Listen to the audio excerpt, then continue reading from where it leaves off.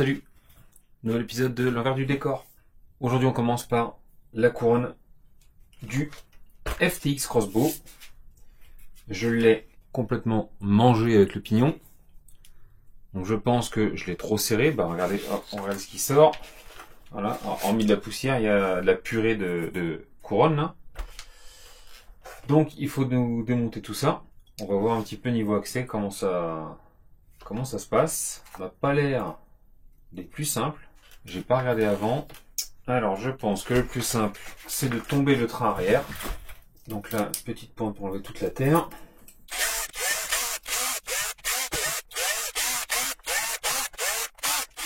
Alors elles font toute la même taille sauf une paire de vis. Ok.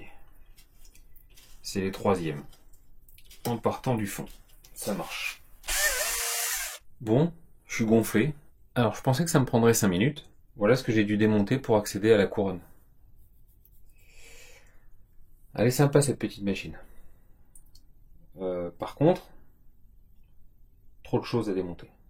Honnêtement, il y en a 100 fois trop à démonter là pour accéder ne serait-ce qu'à la couronne quoi. C'est bon là la machine écrate, c'est de ma faute hein, mais ça n'a rien à voir là, on s'en fiche de ça.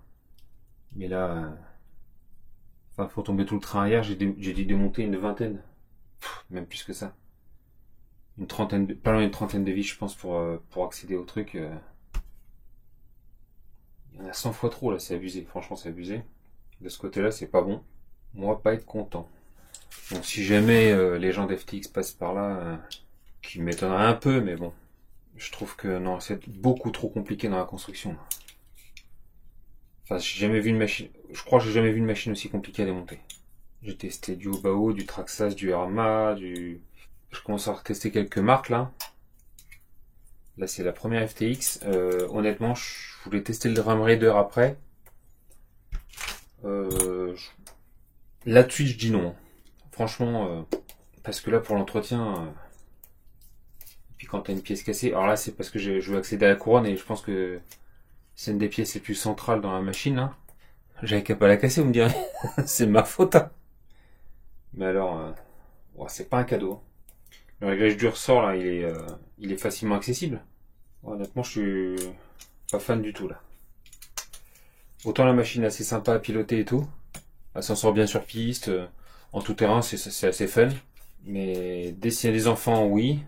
Par contre, faut que votre enfant il ait déjà des notions, des bonnes notions, que vous vous débrouillez, commencez un peu à vous débrouiller. Ou alors c'est notice obligatoire. Voilà un petit peu l'état de la couronne. Donc ouais, les dents, il n'y a plus de dents. Donc celle-là, c'est poubelle. Hein. Alors d'ailleurs, cette couronne, elle doit monter sur d'autres machines FTX de la marque. Parce qu'il y a des empreintes pour des vis là. Et là, sur le crossbow, nous servirait. Donc ça doit servir à plusieurs machines, cette couronne là. Donc on met les disques de friction ici. Ça, on le réinsère dedans. Le disque par-dessus. Enfin, la rondelle plutôt. Le ressort. La rondelle et on resserre. Là, le but c'est pas trop serré. Encore un peu. Voilà, là ça frotte quand même un petit peu. Alors est-ce que ça va être drôle à remettre cette histoire? Je suis pas pressé de faire entretien quand je la vendrai celle-là. Et si on regardait à l'intérieur du diff, tiens, tant qu'on y est.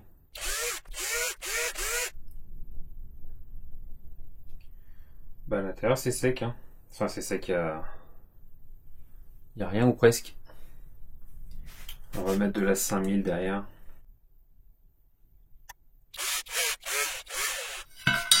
J'étais pas du tout parti pour faire ça au départ. Je me suis dit, franchement, ça va me prendre 5 minutes le changement de la couronne là. Waouh! En fait, je me retrouve à démonter le diff parce que, vu la difficulté d'accès, la prochaine fois que je le ferai, concrètement, ça sera pour la vente. Je le referai pas avant, à moins que je recasse autre chose. Mais je vais pas m'amuser à le démonter toutes les semaines celui-là. Alors vous allez voir pourquoi je vous dis que c'est une galère. Hein. Je vais vous mettre le montage un peu en accéléré là. Alors là, pour remettre en place le moteur là, vous avez cette encoche là à mettre en place sur une vis là en bas. Et votre entre-dents se fait ici. Se fait là.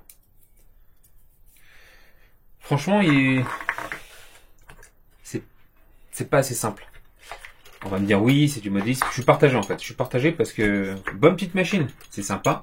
Jusque là, en tout cas, on a fait 3 packs. Bon, le dernier, ça s'est pas super bien passé, mais ça c'est de ma faute. Je l'ai déjà dit plusieurs fois. Donc, je suis un peu partagé entre machine sympa à budget 300 €. Ça reste encore. Je trouve le prix assez raisonnable pour cette machine. Par contre, si vous prenez ce genre de machine, quand vous devez démonter, patience. Donc là, elle n'est pas assez serrée.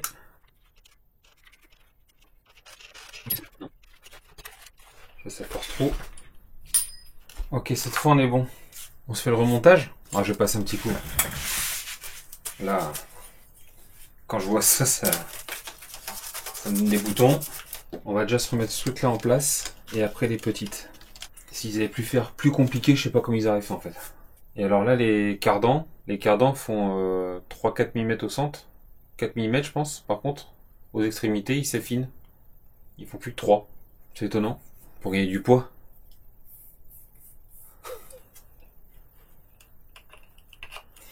Ouais. Il faut pas avoir de problème de dextérité pour remettre ça en place. Hein. Franchement. Pour remettre les deux en même temps, je pense que je vais m'amuser. Les enlever, autant les enlever, ça a été. Forcément. Autant les remettre.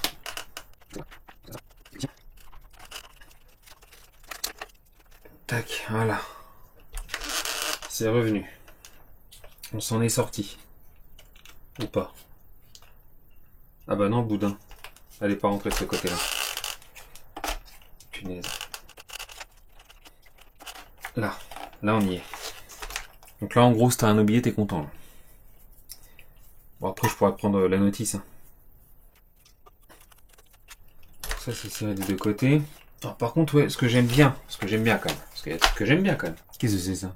Ah c'est l'éclairage.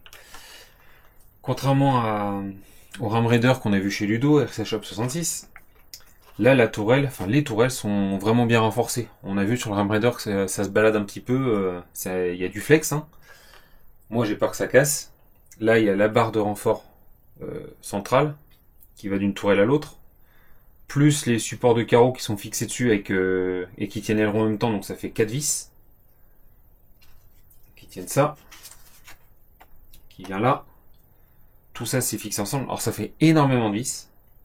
Par contre je pense que ça va être assez costaud. On verra, hein. Je l'ai dit, je vais l'emmener en skatepark cette machine. Je veux voir ce qu'elle peut encaisser. Parce que je suis très curieux. Mais j'attends pas des miracles. Alors, on en a combien de vis? Bon, hormis la couronne, pour remonter la tourelle. Là. Enfin, pour monter le train arrière, on en a 2 là. Plus 2 là. Plus une là, ça fait 5. 6, 7, 8, 9. De toute façon, tout ça, je suis obligé de le démonter. Ouais, il y en a une trentaine. Hein. Pas loin d'une trentaine. Ouais, une bonne vingtaine. L'autre bon côté, c'est que tu as ton tournevis de 2, tu peux quasiment tout faire. C'est remonté. C'est pas ce qu'il y a de plus simple. Ça se fait. Sur le coup, j'étais un peu fâché parce que voilà, tu te dis ça prend 5 minutes, au final t'en as pour 3 quarts d'heure. Mais bon, ça se fait. Ça se mérite. Et puis ça m'apprendra à faire attention à la couronne. Bref, J-Speed, grâce à toi. Donc comme il me l'a expliqué, donc on aime la radio, on aime la machine. Donc là j'ai le gyro. On le voit bien. Appuie 3 fois rapide sur le bind. Changement d'état de la direction. Et là, plus de gyroscope. T'assures J-Speed, merci à toi. Donc voilà, j'espère que ça pourra servir à d'autres. Donc là, je vais refermer, j'ai même pas à changer de radio, de récepteur. C'est pas plus mal. Je laisse la machine d'origine. Donc c'est très bien comme ça. La petite manip, apparemment, serait marquée Enfin, c'est sûr, elle est marquée dans la notice. Sauf qu'évidemment, j'ai pas lu la notice. Alors je vous dis, c'est bien lire la notice, c'est important. Fais ce que je dis, pas ce que je fais. Crossbow prêt. On va se refaire un run sur circuit pour le rouler en 3S comme c'était là, parce que ça m'a l'air sympa quand même. Avec le pignon de 15, on verra l'autonomie cette fois. On passe à la machine suivante. Alors, avant de se mettre directement sur le Notorious, comment je me suis rendu compte qu'il y avait un problème? Alors, lors d'un des rares roulages que j'ai pas filmé, la machine a ralenti fortement. Et du coup, quand j'accélérais au ralenti, on voyait que la voiture avançait. Par contre, dès que j'accélérais un petit peu plus fort, ça moulinait et du coup, il y avait plus de traction.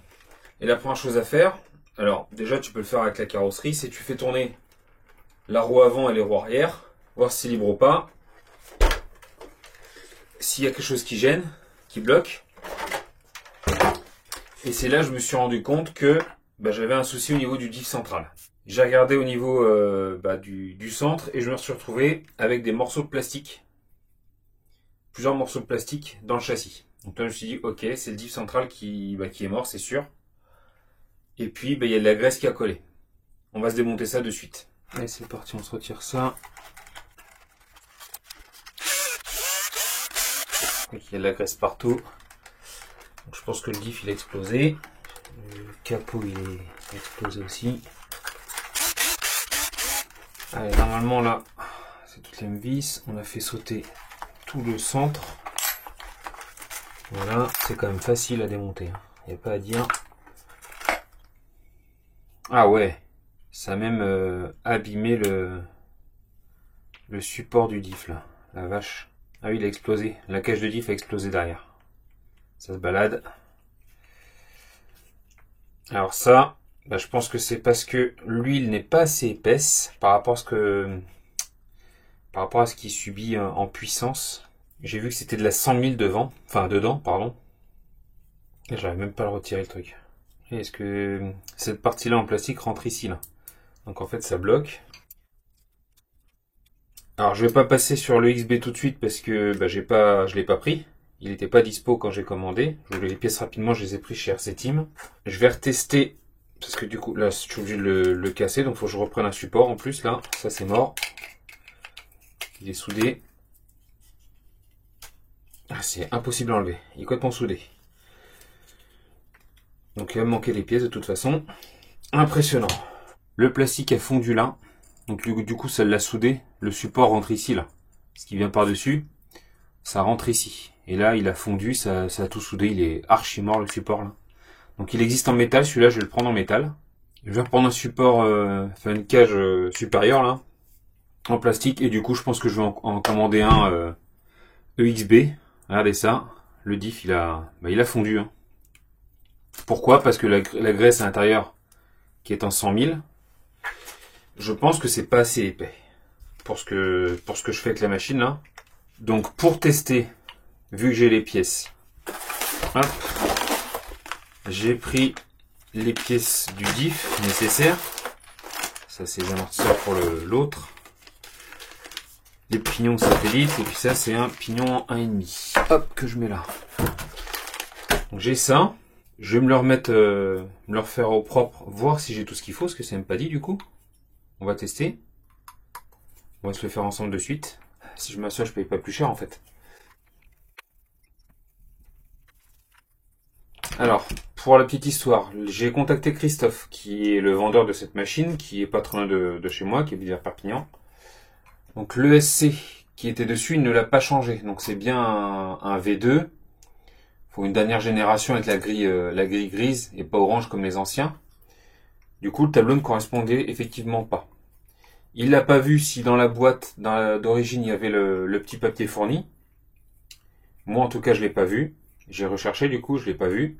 Deuxième chose, lui il a déjà changé le diff central une fois. Parce qu'il a dû faire comme moi, hein, jouer, faire un peu de roue arrière, etc. Le diff central a eu le même souci. Il l'a changé. Là il me le revend. Et diff central, nouveau problème. Donc ça va être une maladie récurrente sur la machine. Donc l'idéal, ça serait peut-être de passer sur le XB, donc le diff renforcé avec glissement limité, Donc ça va fonctionner un petit peu comme les diffs MCD avec un blocage du diff avec deux bagues en alu ou en acier qui vont bloquer le différentiel pour éviter que entre l'avant, votre diff il sert à quoi? Il sert à faire tourner les vitesses avant et arrière différemment. Plus l'huile est épaisse et plus ça sera rigide et donc du coup les roues avant et arrière sont entraînées en même temps. Dans les grandes lignes, c'est ça. Là, l'idée avec du glissement limité, c'est qu'au bout d'un moment, quand ça tourne très fort, que ça mouline trop à l'avant, du coup, ça va bloquer le diff et équivalent un peu à une spoule en fait. Donc juste à une couronne et ça entraînera les roues avant et arrière à la même vitesse. Là, moi, l'idée, c'est que du coup, vu que j'ai déjà ça là, je vais commander quand même le diff EXB en plus. De toute façon, il me resservira sur d'autres machines. Et celui-là, je vais y mettre je pense que je vais mettre de la 1 million ou 2 millions, je sais plus ce que j'ai comme huile exactement, et voir si je constate une différence. Parce que j'avais vu lorsque je faisais des roues, que je m'amusais à le mettre sur les roues arrière, que les roues avant ne ballonnaient quasiment pas. Ce qui m'étonnait comparé à d'autres machines que j'ai eues avant, où on met en général de la 500 000 au centre. Par exemple, la Schneider X-Max, les roues, ou même le X-Max, qui a la 20 millions au centre, donc là c'est vraiment très dur, et les roues ballonnent beaucoup à l'avant. Là, on voit quoi, même le diff, là, ça a fondu même sur la cage. Il est complètement fondu, le diff. Je sais pas si on le verra, je vous ferai un gros plan. Il est complètement fondu au niveau des satellites. On peut même plus sortir les satellites proprement. Donc la cage est archi morte, elle est cassée, elle est pétée à l'arrière. On voit que ça se balade. Enfin, ouais, ça a vraiment chauffé fort. Hein. Donc pour faire ça, j'ai fait quoi? J'ai fait un roulage avec énormément de roues arrière. Franchement, c'était très fun, je me suis bien amusé. Énormément de roues arrière et en plus j'ai roulé dans l'herbe assez haute. Du coup tout ça fait que la machine ça chauffe hein. Mais je m'attendais pas à ce que ça casse quand même. Là je sais même pas si je vais réussir à rattraper ça. On va carrément couper la cage, de toute façon la cage est morte. On va essayer de libérer ça. Voilà. Voir si on peut récupérer au moins les satellites. Ouais, ça fait de la pâte. Bon, ça a dû énormément chauffer à l'intérieur. Mais j'aurais bien gardé ça dans mon cimetière à pied cercé, parce que c'est le premier diff que j'explose. Et puis il est bien explosé là.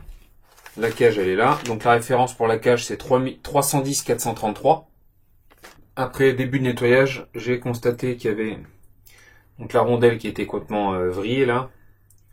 Donc il a fallu la changer, et en plus en nettoyant les petites cales qui vont derrière les satellites, j'ai de la limaille pour pas prendre de risques. Et pour faire un retour concret là-dessus, du coup, de toute façon, j'ai le kit maintenant, je vais le changer. Ça, je vais garder de côté. Et puis, du coup, je vais repartir sur du neuf. On va mettre de la 1 ou 2 millions dedans, là. Et dès que je reçois une nouvelle pièce, je me le remonte et on ira se le retester. On va le faire comme ça, plutôt. Enfin, ça fera un retour plus concret que vous dire, ça marche pas, alors que c'est peut-être moi qui aurais pas mal remonté ou il y aurait un souci au remontage. Alors, il faut pas oublier le joint O-ring qui va à l'intérieur. Pour le remontage. C'est ça que c'est pas toujours facile de filmer et vous mettre sur la tête, ça a tendance à bouger un petit peu quand même. À vous de me dire ce que vous préférez, si je vous mets comme ça ou sur la tête directement. Alors, on se met les satellites. Rondelle. Hop, c'est une rondelle de cage par côté. Rondelle de calage. Et la cale au fond. Tu retiens comme ça. Tu mets le satellite dans l'autre sens. La rondelle de calage.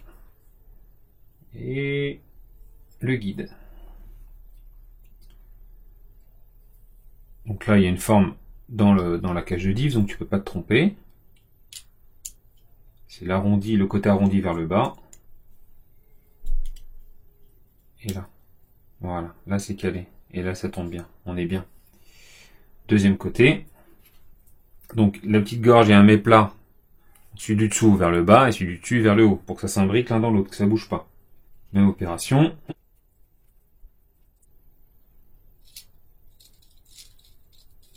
Ça tourne. Il y a le petit bouchon à remettre là. Donc lui il est en 2 mm. Donc ça c'est pour la graisse. Chez Obao, ça sert à faire sortir la goupille, mais là il n'y en a pas besoin. Alors dans tout ça, le plus que j'ai en fiole là c'est la 300 000. Ah, j'aurais aimé mettre plus. D'origine on est à 100 000. Et sinon je passe à 20 millions Traxxas. 20 millions ça me paraît trop, ça va être vraiment trop rigide je pense. J'aimerais quand même qu'il y ait un peu l'effet le différentiel joue un peu son rôle quand même. 20 millions, je pense qu'il va être complètement bloqué. Parce que c'est vraiment de la pâte. C'est vraiment rigide la 20 millions. Bah du coup j'en profite que je dois racheter de toute façon le support en alu. Et puis je vais reprendre un diff EXB. Je vais reprendre de la 1 million et de la 500 000 en plus. Comme ça j'aurai un peu plus de graisse costaud.